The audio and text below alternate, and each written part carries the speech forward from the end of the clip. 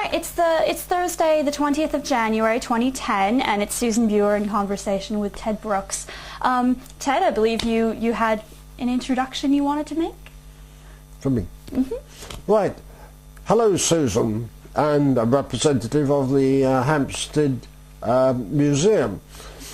My name is Ted Brooks. Well, actually Edwin, but always called Ted, so that's how it is. Born in Kensal Rise, not very far from here.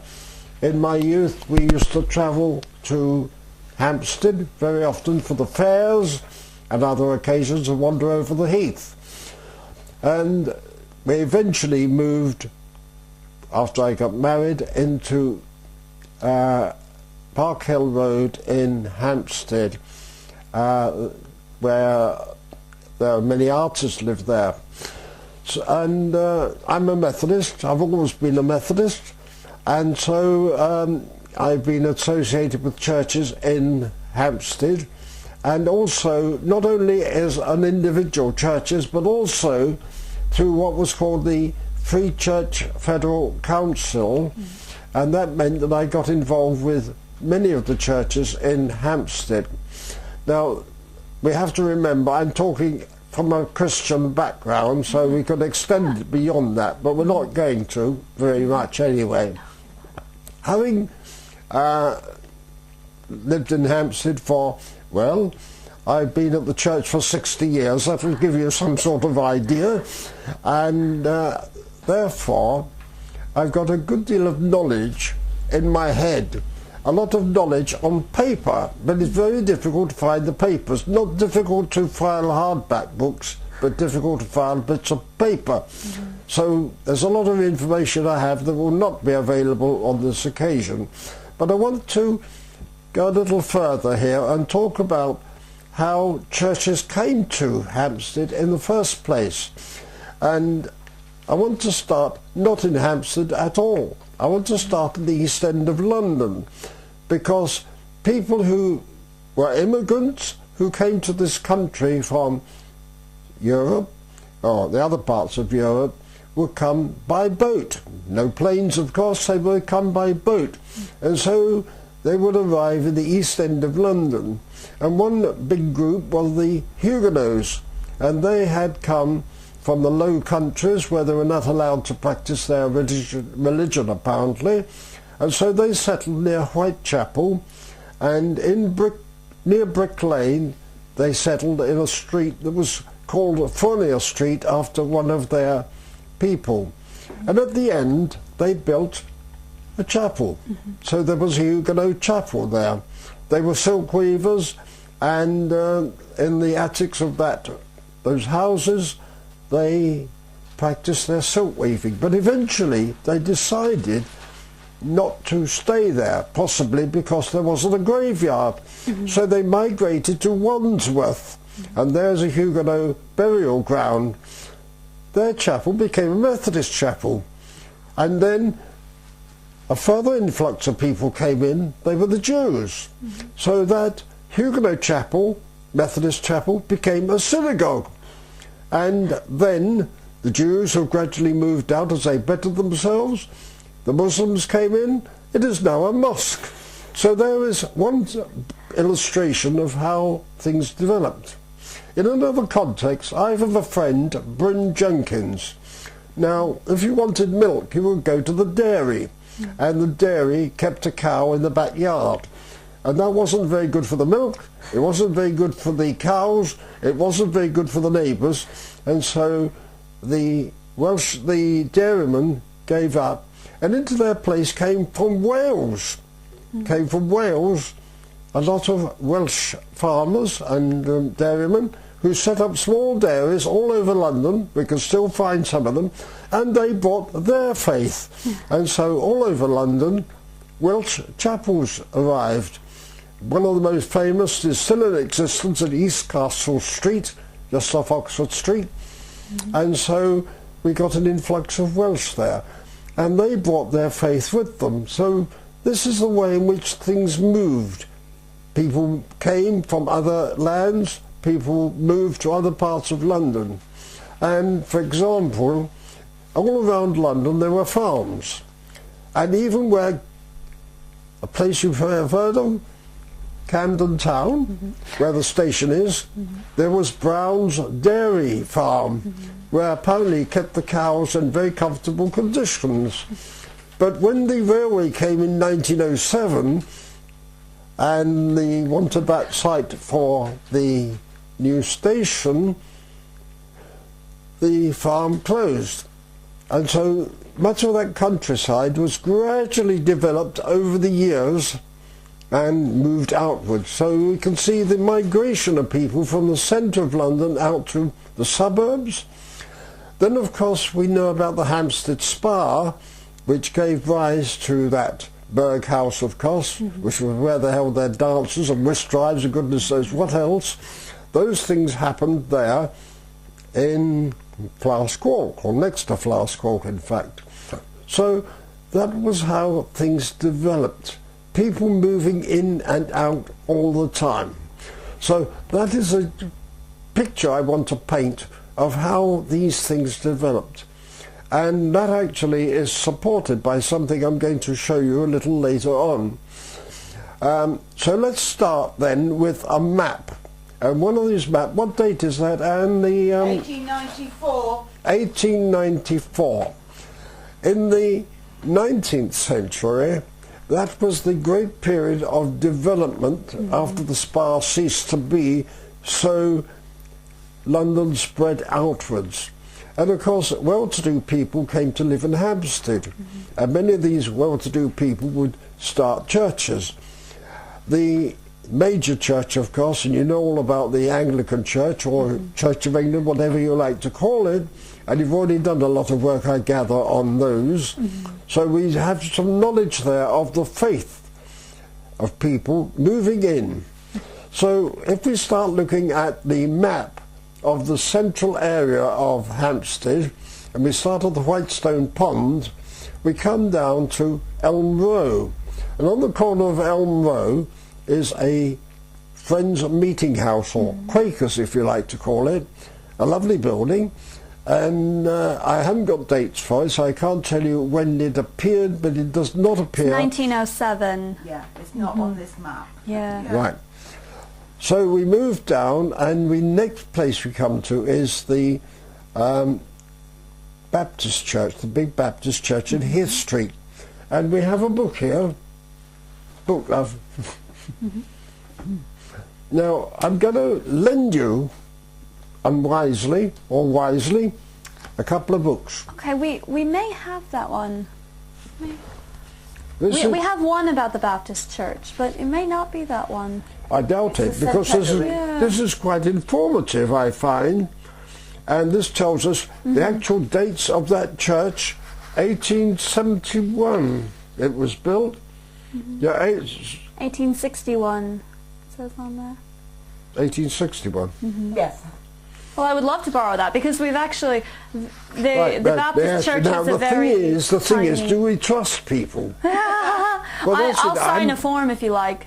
Pardon? I'll sign a form if you like. Well, what we want is you're welcome to photograph. You can have my firstborn child. No, You're I mean welcome you'll to- get it back when you want it. Right. Well, when the exhibition's over, if you want to borrow it to display it or talk about it or take a photocopies, you're welcome to do so. But I must, of course, have these two valuable you'll get books it back. Yeah.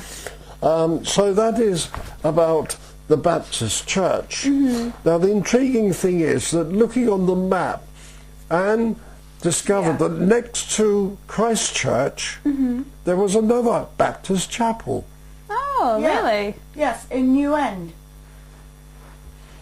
Really? Yeah, Because that's we've had a lot of trouble finding information about the Baptists. Oh, Right, well, we haven't looked on this one. If It's you here, and it contact tells you Matthew why- and Careful of Dick, us. they would be the people. Oh, They'll give okay. you Yeah, some because of the history. I gather that the Baptist Church congregation on Heath Street has dwindled to about Yes. 10 people. Yeah. It has So, indeed. yeah, I've it's known very it for many tiny. years. They had a Died very recently. Oh. Oh, shame. Big He was distinguishment. Minister Emeritus. He Yeah. never donkey's years, Edwin But- Robertson. Yeah, and Mary, whatever is the Yeah. Well, one of my volunteers spoke to her briefly, and she gave us a little booklet, but it's not nearly so thick as that. Yeah. Well, we'll have a look at it. Well, that might Anyway, be in there, hold on. This is being recorded, so we've got to cut. It's fine, Kind of an it's argument. So then we move on down to the where the underground station is today, and the next one we find, I think there was a Presbyterian church mentioned on the right, was there not? We're going down what is called High Street, and there's a Presbyterian church. That's yes. right. I know nothing about that. I think that must have disappeared many years ago. Then we come down a little further to the Roslyn Hill Unitarian Church. Do you know about the Unitarian? Yes, yeah. Whereas most Christians are Trinitarians, believing in God the Father, God the Son, God the Holy Trinity, Spirit, they only regard God as God, As full one stop. unit. So they are there, and interestingly enough, and this is a bit of a sideline, Christian Aid, which is a Christian organisation, was being well supported by them over the years. Then we moved down. Have we got to Lyndhurst Road? Or have we got to Gone past Downshire Hill? Prince Arthur Road Methodist Church. Where? Oh yes. Well, all right. Let's turn to the left then, to the west slightly. That's opposite. Oh no! Before that, Flask Walk. There was a Salvation Army Hall. That's it, yeah. Oh, yes. And it's not on here. And if you go down to Flask Walk towards away from the museum, you will see the houses, but there's a new place built there, and that is the site of that Salvation Army Hall. Yeah. And so that's that. And now Downshire Hill comes next, doesn't it? On the if right. you're going down that one side, yes. Right. On the right, then we've got Downshire Hill. Now, whereas, of course, the whole country is divided into parishes with a parish church, some people, for reasons I do not know, decided to build an Anglican church, St John's, Downshire Hill, there, which is an Anglican church, but is a private chapel. Private in the sense it does not belong to the Church of England as such. It has a minister, it doesn't have a vicar or anything like that. Then going down a little further, we come to St Stephen's on the right, and Lyndhurst Road, which I is sure was a congregational church, on the left-hand side. That still exists as a building, still got its magnificent organ apparently, only lasted 99 years, never got its centenary. I'll go into why that was. And then going down further, right down at the very bottom, where you turn the corner into, I can't remember the name of the road anyway, there is another church belongs to the Seventh-day Adventists, who have their Sabbath on the Saturday. Yeah. So that's that. So we've gone down. Now if we go back to that other side, Prince Arthur Road on the left, there was a big, very important Methodist church there. And I always thought it closed because of lack of congregation. I was told by Clarice Poulter that it was bombed. Really? I didn't know that. Oh, I didn't know that either. In fact, I've got. I wish I could lay hands on these. I've got photographs of the interior of that church, which was, in fact, when I lived in Neasden in my youth, the circuit, that is the group of Methodist churches, was in fact the Kilburn and Hampstead circuit. It was that important. And the two important churches were the ones in Quex Road and the one in Prince Arthur Road. So, but there was another Methodist church. When they were before, oh gosh, the name of the road, down to the Swiss Cottage, the, oh gosh. What, Finchley Road? No, down to Swiss Cottage. The one in Belsize? the big road that runs down, where the buses run down, to Swiss Cottage from... Wesley Road. No. Gosh, isn't it? My memory goes You mean from Acacia Road, or? From where to where? From down to Swiss Cottage, from Hampstead, the top of Hampstead, from the underground station. Yeah, right. that's on Fitzjohn's Avenue. That's it. Fitzjohn's Avenue. Fitzjohn's Avenue, before that was built, there was no way as such that I'm aware of from Hampstead down to Swiss Cottage. Not direct, no. Not direct. But there were a number of little alleyways. alleyways, that sort of thing, Yeah. and there was built a Methodist church. Yeah. Now, that was a primitive Methodist church, and if you don't know about this, Methodism, which started with John Wesley, of course, and I worked at the Wesley's Chapel for 22 years as a guide there. The Wesleyans were the predominant part of Methodism, but there were also the primitive Methodists who had different ideas, so they didn't have it quite like the Wesleyans did. There were the third group, the United Methodists, who had been formed in 1909 from the Methodist New Connection and the Bible Christians. So you've got three brands of Methodists, and these all came together in 1932. But the primitive Methodists, meeting up there in one of those alleyways or yards, they were evicted or sent packing because of the building of that Fitzjohn's Avenue. So they migrated to Mill Lane, and so Mill Lane then had a primitive Methodist church. So that is a general summary of that main stream running down from Whitestone Pond right down to Chalk Farm. At the bottom by Chalk Farm Station, but I think it's in Camden, was the big Chalk Farm Citadel of the Salvation Army, world famous, playing their band playing all over the world, fantastic. So if we go to other areas, we can go to Quex Road. Now presumably you know the origin of Quex Road? No. You know, right. So you've never heard of the Powell Cottons? Right. Down in Kent there was a house called Quex Place, and that was owned by the Powell Cotton family, and they developed a large part of West Hampstead. And if you go there, you'll find that the roads are all named after Kentish villagers, or they had interest in Abyssinia, so they have Abyssinian names, and also when they ran out of names, they went to mythology. So you get Ajax Road, Agamemnon Road, and so on. So Quex Road was named after them and that place. And in Quex Road, it's now slightly off, the entrance is not in Quex Road anymore, but just around the corner is our Quex Road Methodist Church. So that was Wesleyan originally. There are the places I can think of that were, as we say, non-conformist. But of course there were also in Quex Road a huge Roman Catholic church. I can't think of another Roman Catholic church in Hampstead. St. Mary's. Pardon? St. Mary's.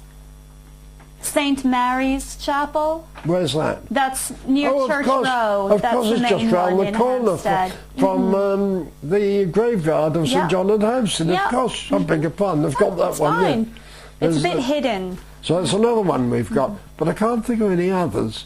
Then, of course, we have the Jewish people, and they have a synagogue, and I have a job to locate it. Yeah. Oh, yeah. And that's where Barbara Bren goes. What, the one next to the college you were talking about? No, there was a synagogue in Bavard Road, and that I think closed some time ago. Now, if we're going down towards chalk farm. On the right is, anyway, there was an Anglican church there, but opposite the Anglican church is a synagogue, still operative there. So that brings in the Jewish faith. And what other faith can we think of? Orthodox, but that's further down, isn't it? Where's that? Or further out. Yeah. The Orthodox, because we pass it on the bus, but we're out of Hampstead. Where, on the Finchley Road? Yeah. Can't place it. No, not on the Finchley Road. When we go on the other bus and we pass Chris Stamp's church. Oh, yes, yes. Kentish Town isn't in Hampstead, No. though. So, no. It's close enough. That's close enough, yeah. And like so many, there's an Anglican church which is now, because of the, again, movement of population, is now a Greek Orthodox church. There's a very big one in Camden Town, where the Bishop Makarios from Cyprus, he came and preached there.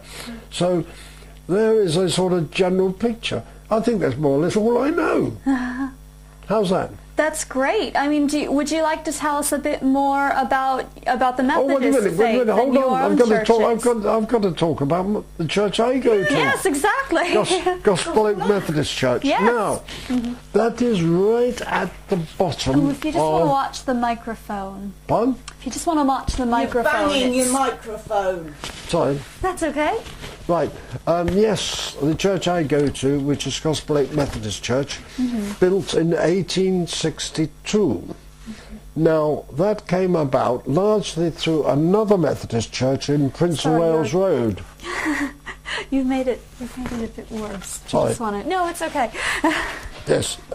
That had its origin, I think, in Prince of Wales Road, where people from that church went and founded this church in an area that was just being developed. Nearby is a tram depot. Tram? Streetcar, Train, whatever you call it, you know? You know the tram is, don't you? The trains? Tram. No, a Okay. tram. Well, yeah, I know what a tram is. Streetcar. But, yeah. Right? Well, I've got in San Francisco, never been there. So you have there, that was being developed, and as it was being developed, so the houses were occupied, for example, by people who worked for the trams and also business people. There was a factory there where they made crackers, and yes, you know, and so I can't. Yes, so there was the church. So in 1862 it was built. The original church, which stands in Lisbon Road, which is just round the corner, that is now the school hall, and on the area by what's the name of the Agincourt Road, was built in 1901 a bigger church. In fact, it was stated in an article in the Daily Telegraph by an architect, it was apparently built in the Byzantine style. Sort of eight-sided, I gather. And in 1971, Don't know. no, whatever it was, that was pulled down, and we have the present Gospel Methodist Church there with a car park in front. If you go to that car park, on the right there's a little church garden and an alleyway, and in that alleyway is a plaque which says that was the boundary of St Pancras. So it's as far down as you can get. In fact, if you wanted to see it, take a photograph of it, talk to Jean Hines, telephone number. I can get We it. can get it. Yeah, and she will let you see that plaque on the wall. So they're in the extreme south of Hampstead. And so the church is there. I have here a copy of the centenary brochure. I happen to be secretary of it. So I was... Now, is it in there, lovely? Where is in it? that envelope, yeah. Never mind about the address on the front of it. That tells you a little potted history of the church, which is more or less just what I've said. So that was another Methodist church. Where else have we got? I don't think we've got anything else. Does Maitland Park come in? It can, if you want to tell us about it. Round the corner in Maitland Park there was an orphanage, and that had a chapel, but it was Church of England. So it may be worth looking at that. So I think I have encompassed practically all I can possibly say. Is that adequate? Well, unless you want... that was a really good historical perspective, but if you want to speak a little bit more personally about Methodism and about the sorts of things that you think makes it special and what makes the Gospel Oak Methodist Church the church for you, if you want to speak about any of those things, that could be really interesting. Right. Well, let's go back then to John Wesley. John Wesley, who was Church of England, there was no such thing as Methodist until after his time. The people who followed his teachings didn't want to be in the Church of England. He had a brother who was very distinguished, Charles Wesley, who wrote a large number of hymns, and he was convinced he should be an Anglican. And he never did become, but he is buried in Marylebone Parish Churchyard. And John Wesley is buried at Wesley's Chapel in the City Road in London. Well worth a visit. I've been there. That's who gave me your number. Of course. Right. Yes. So, yes, for 22 years I was a guide there. So we had people all over the world, literally all over the world, anywhere from South Korea, the Americas, South America, Canada, of course, Australia, met them all. It was a great experience. So we had this opportunity of talking about John Wesley. Now, John Wesley made several important statements. Save all you can,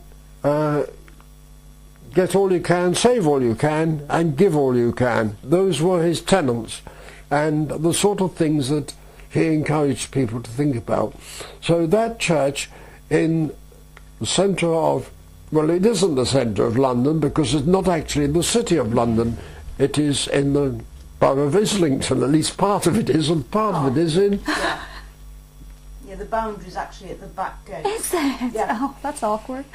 Yeah. So there is a museum of Methodism, as you probably know, and that's where many architects' facts are. In fact, I have here a replica. Well, my wife has a replica of a teapot built, made by Josiah Wedgwood for John Wesley, a 1-gallon teapot. Oh. That doesn't appear in any of these pictures. Actually, it appears in the tidings somewhere, but I can't. Andrew remember. Know where it was. I don't get down there very often personally because I'm not very mobile. In fact, I don't go out on my own, but my good lady here takes me. Sometimes the organist lives round the corner, so he can take me down on a Sunday, which is rather nice. So that is, my wife actually worked as personal assistant to Dr. Leslie Griffiths, the minister, for a time. We won't go into that. And so we got on very well. I did, anyway. Is there anything more we can say about John Wesley apart from that? I don't think so. No, I think that is a sort of general picture of what that's about. Charles Wesley wrote 600 hymns, wasn't it? 1,000. 1,000 hymns, that's right. Charles Wesley, yeah. Fantastic, you know. But I think we have to recognise also that John Wesley travelled extensively all over London and the whole of the country, including what we call the Black Country, that is near Birmingham. And many of these horny-handed sons of toil, we can call them, that is, people who are manual workers, never any thought of religion, probably the pub and that was it. They heard him and they were so transformed by what he said that they set up Methodist chapels. And then in Cornwall, the tin miners down there, they also turned to Methodism. And if you go to Cornish towns, you'll often find the largest building is the Methodist chapel. We found that in Falmouth, didn't we? So there are all sorts of stories, legends in some cases. Some of these things have been challenged. There is no doubt that he did travel extensively here and in Ireland, and so many people were affected by his teaching. Methodism has declined as much of church-going, but it is still alive and well, and in some cases growing and doing extremely well. Another thing we need to think about is the fact that there has been some unification of churches simply because of shortages of ministers, or people have come together for various reasons. In Anne's hometown, the Methodists have been joined by the United Reformed, which was a union of the Congregationalists and the Presbyterians in 1970. Where? Presbyterian Church of England. In England, yeah, in 1972, you say. Yeah. And so some of these Methodist churches are now shared churches, united churches, and Anne's home church down there, although she's still involved with the United Reformed Church. Yeah. Very odd, isn't it? But that is, so you will find there is this union. One other aspect I think is of interest is that in the Caribbean there have always been a lot of Methodists, and when the people from the Caribbean and West Africa, they've probably been affected by missionaries. Incidentally, Anne was a missionary too, weren't you? A Baptist missionary for 13 years. Yeah. Good gracious. When they came to this country, they came and joined the churches. In some cases, there were also, and that's something else I want to talk about. So you'll find that the 4 churches in what we call our circuit, predominantly black. And wonderful people. They occupy important posts. They do extremely well. Gospel Oak, I think, has about 60%, 50% are black. But very, very mixed racially. Very mixed. Yeah, Yes. but there it is. We're all Christians together. That's it. One other thing that hasn't been mentioned, and if you look at these maps, you'll find references there to independent chapels or gospel halls, because there are a lot of people, quite a few people go to these gospel halls or independent chapels, do their own thing, so to speak, and also some of the people who've come from the other countries like the Caribbean or West Africa or somewhere like that, do not care all that much for our rather staid English, British way of life, and they want rousing things, don't they? Mission praise and clapping of hands and all that sort of thing, which is not part of our temperament. I think, so I don't know if there are any instances you can find on these maps. I've got quite a large collection of all sorts of maps, but you would find references to all these gospel halls, in some of these anyway. There was, in fact, in Park Hill Road, a gospel hall for a time there. That I think has gone. I can't think of any others. It would really require a lot of research, I think, to give a full account. But I think that is probably as far as I can go to help you, Susan, if it's any help.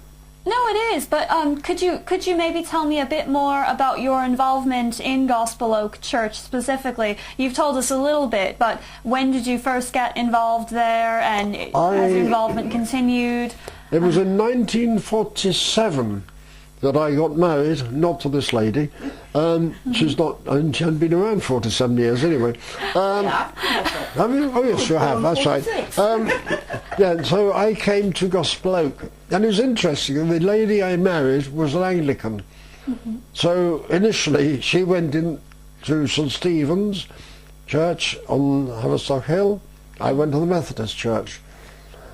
It was a dire experience. It was gloomy, it was awful, it was miserable. She left it. She didn't want to know. She came to Methodist church and became a Sunday school teacher, ran this, ran that, did this, did that. Well, you did all those things as well. I know, but I'm just saying, but when we came to Finchley, she then went back to her roots and has been going to the Anglican church here.